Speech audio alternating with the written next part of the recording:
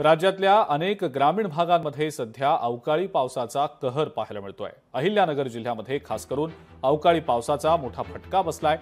39 गावातील तब्बल 2000 हेक्टर क्षेत्र या अवकाळी पावसामुळे बाधित झालेलं आहे।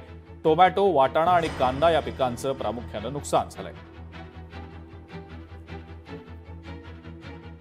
अवकाळी पावसानं शेती पिकांचं नुकसान झाल्याचं दिसून येतं। प्राथमिक अहवालानुसार या 2 दिवसांमध्ये 39 गावं आपल्या जिल्ह्यामध्ये अतिवृष्टी,